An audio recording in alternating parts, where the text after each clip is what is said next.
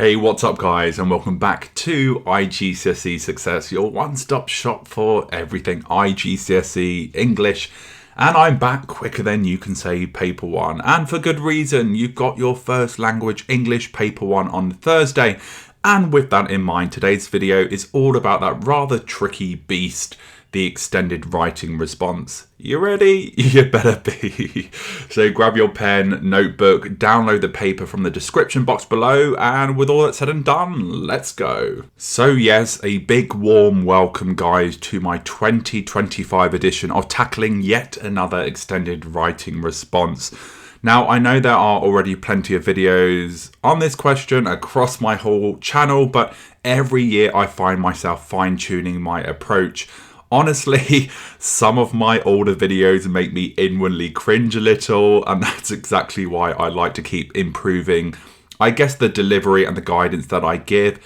Without a doubt, this question is pretty tricky and it definitely demands a lot. So let's try and break it down together, and let's try and break it down properly.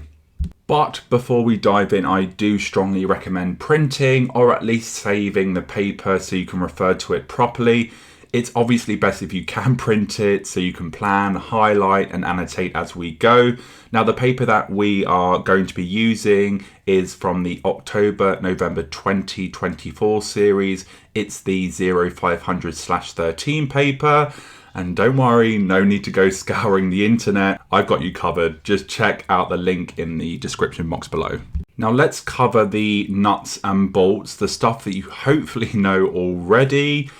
You have to spend around, well, you should be spending around 40 to 45 minutes on this question. It's worth 15 marks for reading and 10 marks for writing.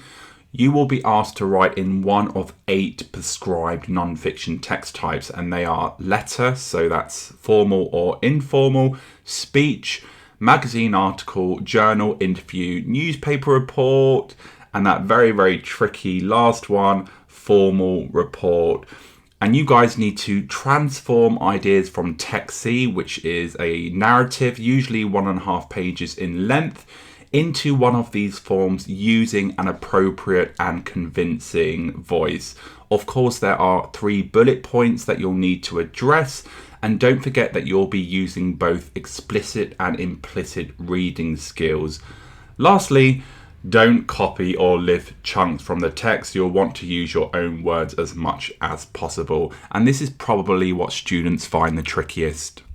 Now, I've structured this video a little differently, especially helpful if you plan on stopping and starting as you work through the paper alongside me, which I highly recommend. Now, the steps I'm going to walk you through are, I guess, in many ways, the non-negotiables. Seriously, do not skip them, especially if you want to tackle this question effectively and give yourself the best shot at landing a top band extended writing response. So step 1, of course, is reading the question and getting a clear sense of what the task is. So we're going to do exactly that, read the question together and break it down. Reread text C, visiting underground city in the insert, and then answer question 3 on this question paper. Question 3. You are Jody. After your holiday to Tassos, your friend asked you whether you would recommend Tassos as a holiday destination to them and their young children.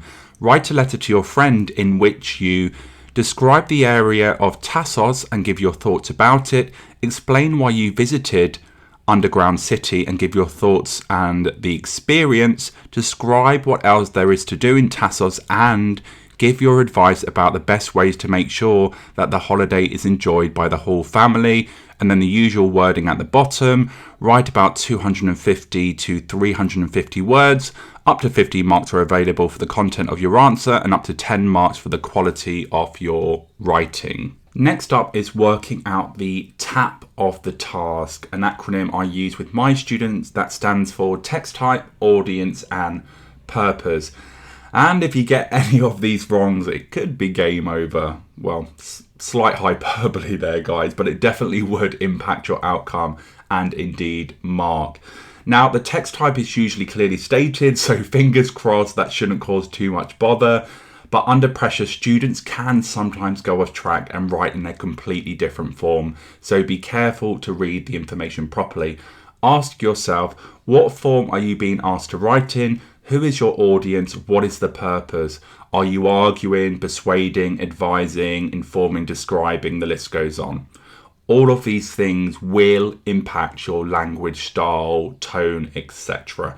So it means that if you nail the tap, fingers crossed, you've already taken a big step in the right direction. So as you can see from the highlighted text, I've worked out the tap already. What's the text type? Of course, it's a letter.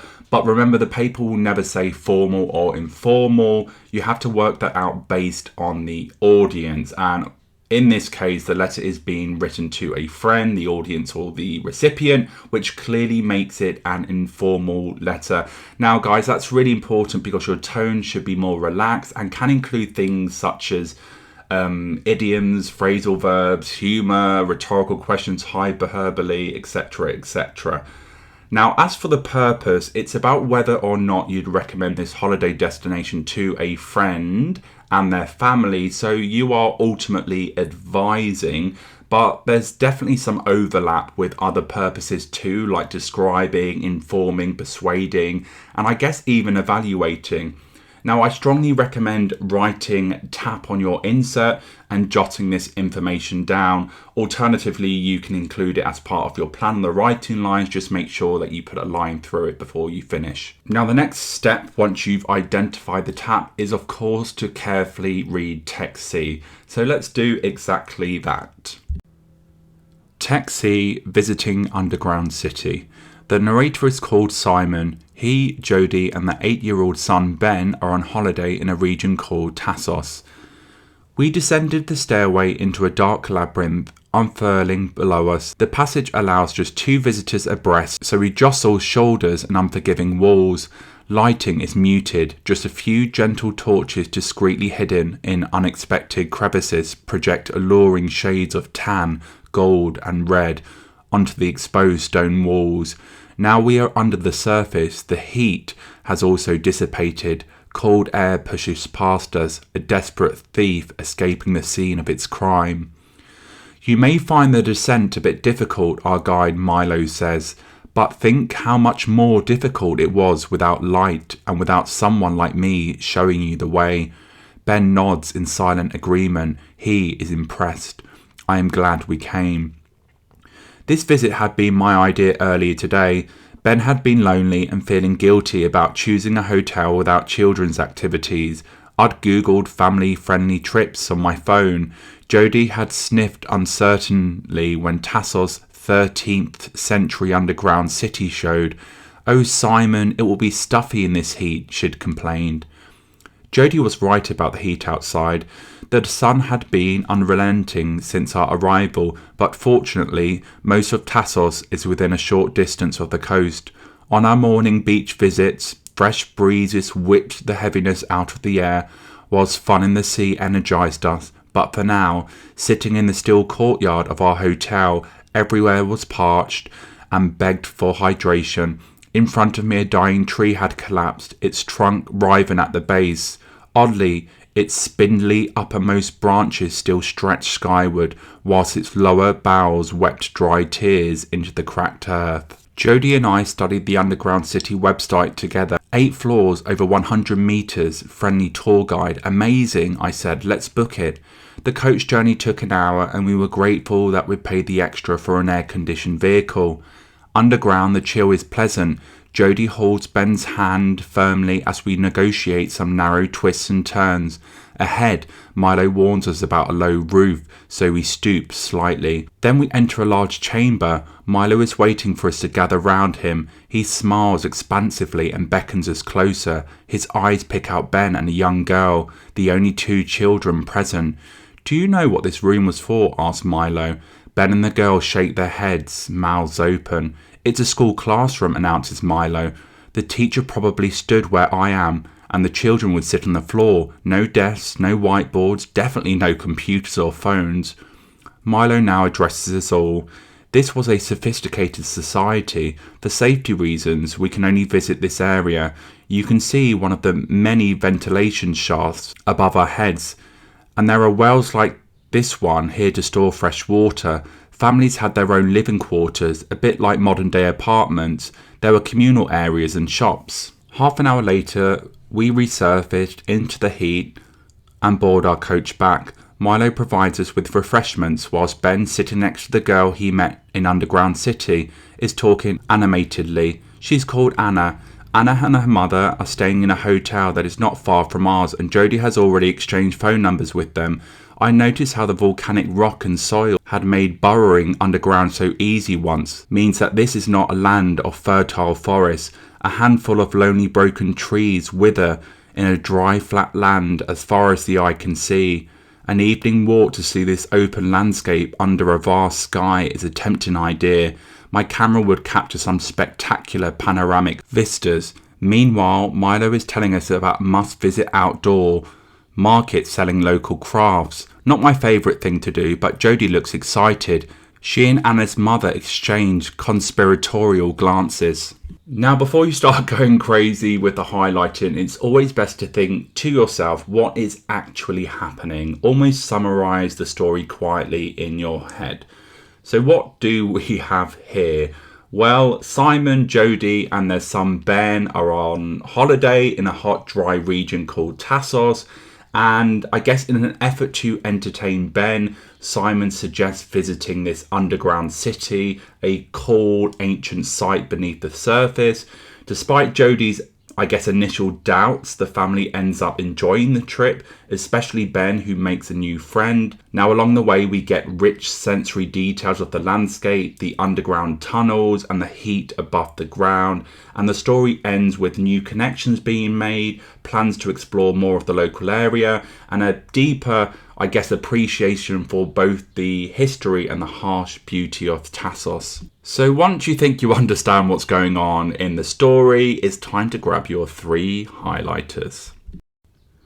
As you can see here, I've highlighted each of the bullet points in a different colour, just so you can clearly see where I've identified each of my ideas. Now, obviously, you won't be able to highlight in the actual answer booklet, to my knowledge anyway, so do bear that in mind. But of course, you can create a quick colour key at the top of your insert to help you keep track. So as you can see, I have highlighted a range of ideas. Now, I won't be going through each one, but feel free to pause the video here if you'd like to take a closer look at what I've picked out from the text. Now, one highlighter is absolutely fine, guys, but for me anyway, when I'm crafting an extended writing response, it certainly helps me keep track of the ideas, but that's completely up to you. So the next step is to plan your route. So if you are able to make brief annotations, these can really, in many ways double up as your plan. But if you prefer, you can also jot down a few quick notes for each bullet point, which is also totally fine and probably advisable. But do try and leave at least 35 minutes for the actual writing. When I say plan, it really needs to be a quick plan, just so you know your route from beginning to end. You can do a quick plan in your answer booklet. Just remember to put a line through it once you have finished. Okay, so what you are looking at here is a fully highlighted text along with some quick annotations. Now, these annotations are either explicit ideas reworded or responses to the second strand of each bullet, where you are expected to develop / infer. Now, essentially, they form the foundation for building my response, and I will aim to include each annotation in some shape or form in my final answer. Let's take a quick look at a couple of my examples. So from bullet point 2, why you decided to visit the underground city, I've highlighted the line about it being a dark labyrinth and annotated it with it creates a sense of adventure, and that's my development, and I will try and shoehorn that into my response. And from bullet point 1, one of the ideas I've highlighted is that there was a lack of children's activities at the hotel, and my development is that it was particularly boring for Ben. Now, feel free to pause the video and study the rest of my annotations in more detail. And the rest of my annotations, fingers crossed, should be appearing on your screens now. So again, feel free to pause and study/scrutinize them. So once you've finished annotating Text C and you've planned your route in your head or on paper, hopefully on paper, it's time to start writing. So let's take a read of the finished result. Hi Sarah, hope you're well and that the little ones are keeping you on your toes. We've just got back from our trip to Tassos and I thought I'd fill you in on what it was like, especially from the perspective of travelling with young kids. Short answer, yes and no. Tassos, where do I even begin? Well, let's just say I wasn't exactly blown away at first. The heat was oppressive, almost inescapable. And you know what it's like once that bead of sweat starts trickling down your back? It turns into a full-on waterfall. The hotel was pretty basic, to be honest. We spent quite a bit of time in the courtyard, which wasn't exactly thrilling for Ben. With no kids club or activities, it was up to us to keep him entertained, and you know how exhausting that can be. That said, we weren't too far from the coast, so the beach became our little escape. We soaked up the sea breeze whenever we could, and those moments definitely helped break up the heat. Also, you know me, I love a good garden and a bit of greenery, so I struggled a bit with how dry and barren it all felt. Not a green plant in sight, just these poor wilting trees clinging on for dear life. It wasn't exactly the lush landscape I usually go for. Gosh, I'm really selling it, aren't I? But no, it wasn't all doom and gloom, hence why I'm on the fence about whether to recommend it. One absolute highlight was visiting an underground city. I didn't even realise places like that existed. Simon and I found it online and it definitely piqued my curiosity. I thought, what the heck, it sounded like a proper adventure, something we could all enjoy together. Plus Simon was feeling guilty that Ben didn't have much to do at the hotel, so this felt like something a bit more exciting for him. And believe me, he'll be bragging about this to his friends for weeks.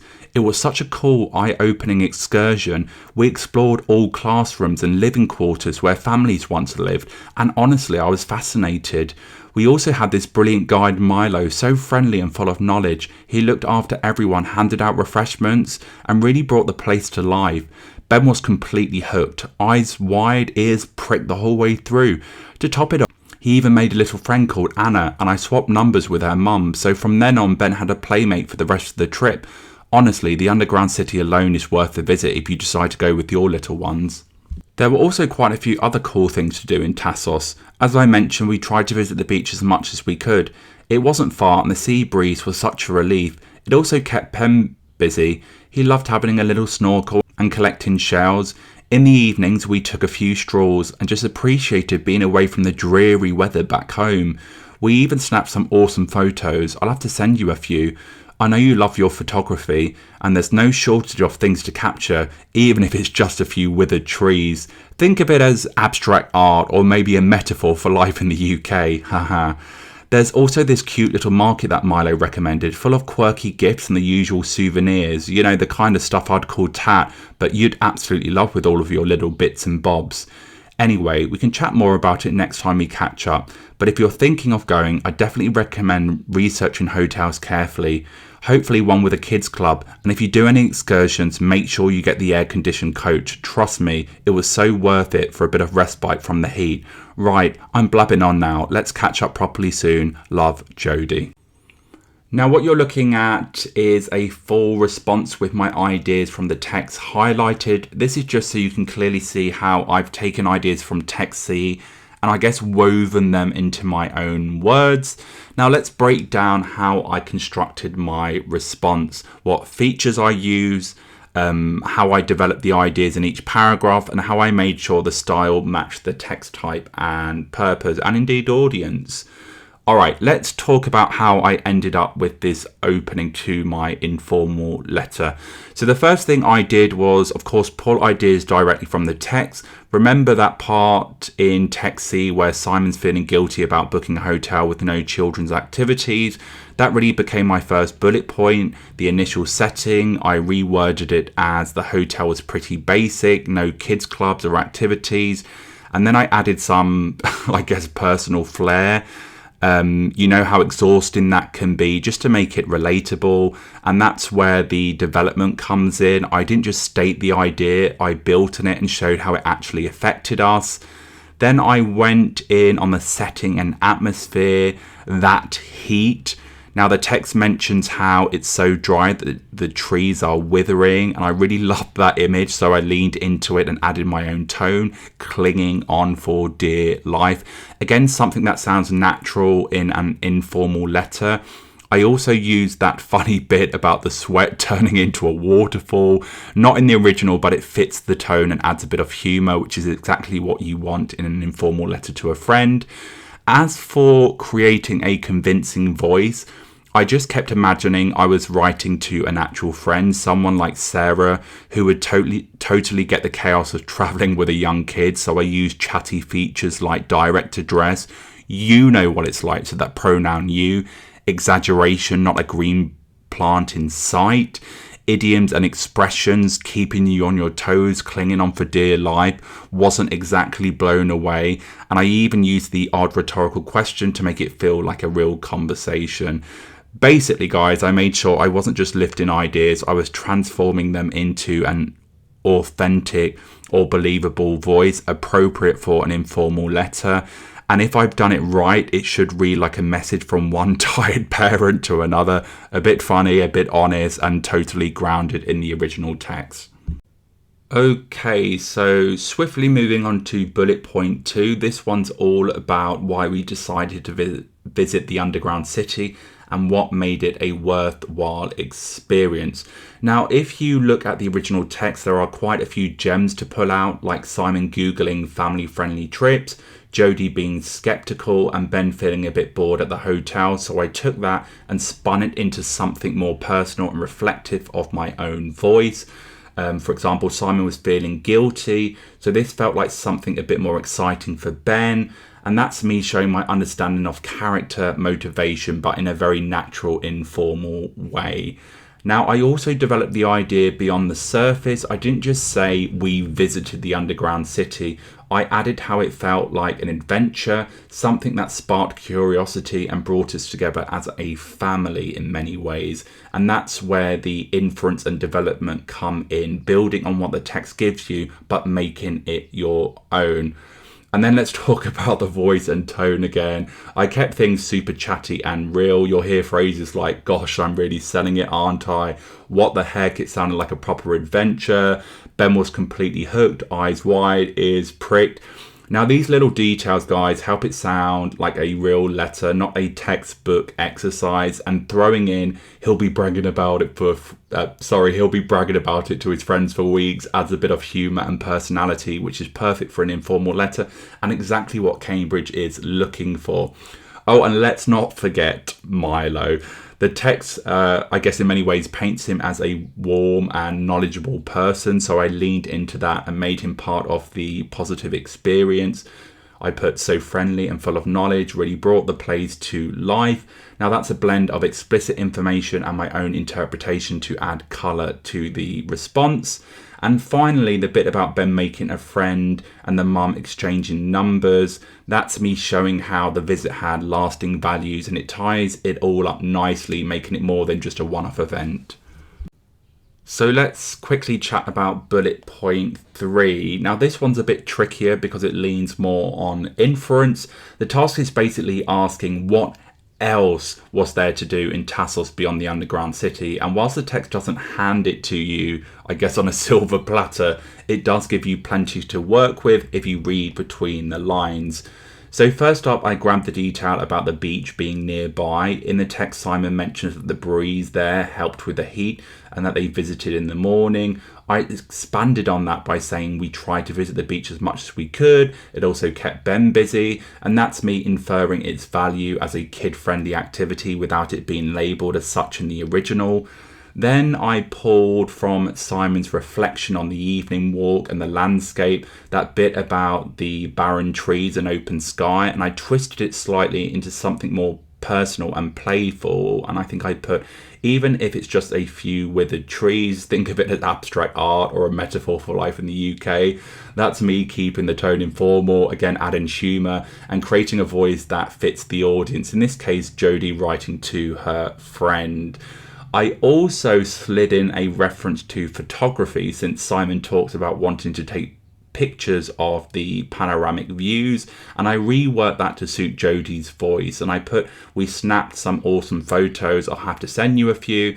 That's another key thing. I wasn't just copying what Simon said, I was reshaping it through the lens of a new narrator and purpose. And of course, I brought back our best friend Milo, who recommended a market in the original, and I used that as another thing to do and made it personal. You'd absolutely love it with your little bits and bobs, again keeping the tone light, fun and really informal. Then to wrap it up, I added a bit of practical advice, something inferred from their experience with the hotel and the coach.